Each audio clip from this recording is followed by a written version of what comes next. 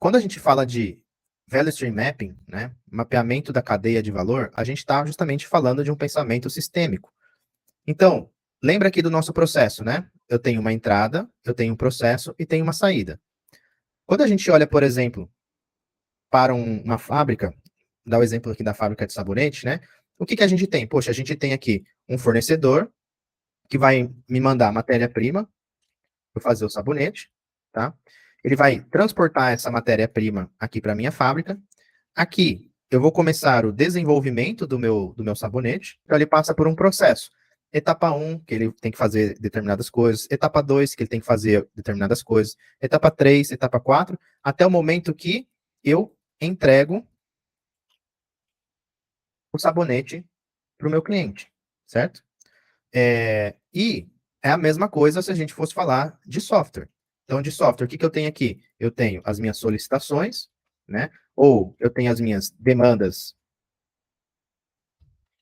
estratégicas.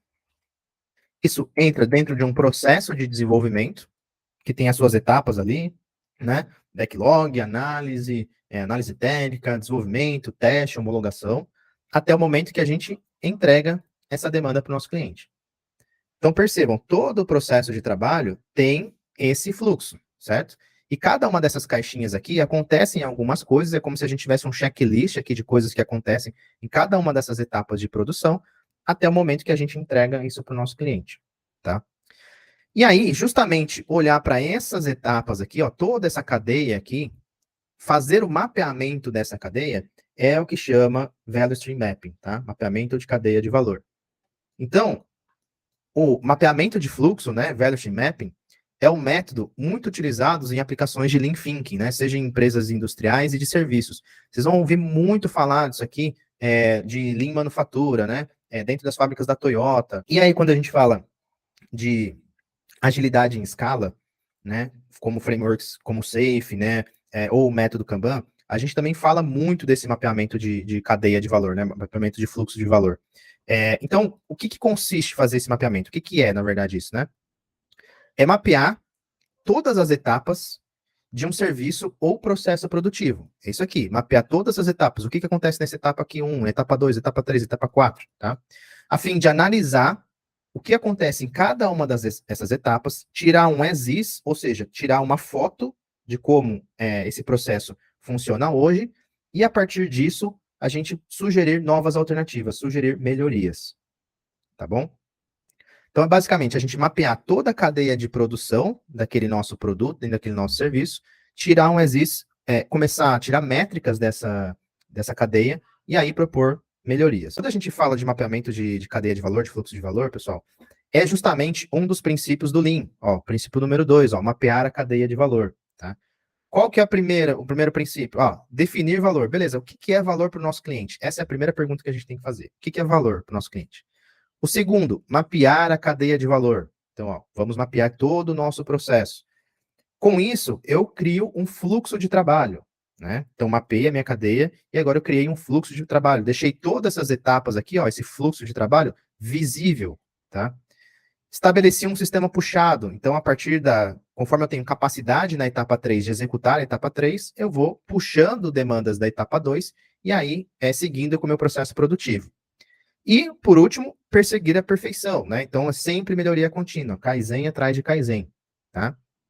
E o Value Stream Mapping, de novo, justamente serve para isso, para a gente, primeiro, definir o que é valor na visão do nosso cliente, fazer o mapeamento da nossa cadeia, com isso a gente tem a visibilidade do processo, a visibilidade do fluxo, a gente consegue estabelecer daí um sistema puxado a partir disso, tá? E tendo esse sistema puxado, né, tendo esse fluxo, a gente começa a colocar ali ciclos de Kaizen. Então, para que serve o Value Stream Mapping, pessoal? Ou o VSM, né? Vou sempre falar aqui de VSM. Para facilitar a análise de sistemas complexos e a gente ter a visualização do fluxo do processo como um todo, tá? Auxiliar na identificação de desperdícios e suas principais fontes, por que a gente está desperdiçando tanto, tá? Promover ações de melhoria contínua, ou seja, Kaizen da cadeia de valor, né? Kaizen atrás de Kaizen, pequenas melhorias. Permitir a medição do lead time e coeficiente de eficiência para acompanhar essas melhorias, tá? visualizar essas oportunidades de melhorias, fontes de desperdícios e avaliar as métricas de performance, no caso lead time e coeficiente de eficiência, tá? E também, ó, transparência nos processos para criar uma visão comum, que passa por todos os setores e a gente tenta quebrar os silos entre esses setores, né? Auxiliando no entendimento e na comunicação dos gestores, mas também na colaboração de mudança de cultura. Então, o que acontece? Quando a gente vai mapear uma cadeia de valor, um fluxo muito grande aqui, e aí a gente tem que chamar as pessoas de cada um desses setores para fazer esse mapeamento, as pessoas começam a descobrir, poxa, eu não sabia que o setor tal fazia isso. Ah, chegava, mas eu faço de outra forma, tá errado, não tá. Né? Você começa a ter muito mais colaboração em si na produção do seu produto, do seu serviço. Tá? É muito comum isso acontecer. E como que a gente faz, então, esse mapeamento, tá? Tem aqui 4 passos para fazer o mapeamento da nossa cadeia de valor.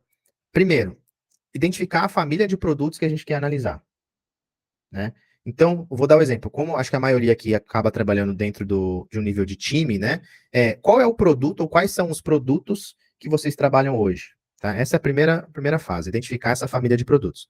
Segundo, construir, então, todo esse fluxo, o mapa do fluxo de valor do estado atual, do ESIS, como ele é hoje, né? Exatamente como ele funciona hoje, tá?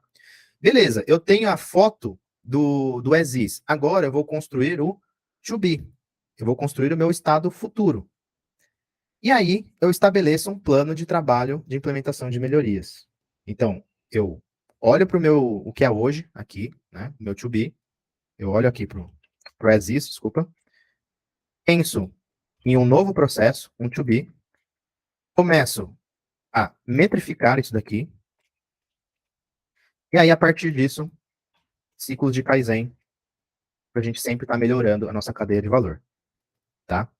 Basicamente, são esses 4 passos que a gente tem que fazer. Quando a gente fala para estabelecer melhorias contínuas, quais são 5 perguntas que a gente pode fazer para montar um plano de melhoria, um plano de Kaizen? As 5 perguntas são: qual é a sua condição-alvo aqui? Tá? Qual é a sua condição real agora? Então, onde eu estou e onde eu quero chegar? Quais são os obstáculos que estão impedindo você alcançar essa condição-alvo? Tá? E a qual delas você está se dedicando agora? Então, eu posso ter um monte de obstáculo, mas beleza, qual que eu vou me dedicar agora? Qual que é a mais prioritária? Qual é a pior dor? Qual que sangra mais? Para eu atacar primeiro, tá? Qual que é o seu próximo passo? E quando poderemos ir e ver o que nós aprendemos depois de darmos esse passo?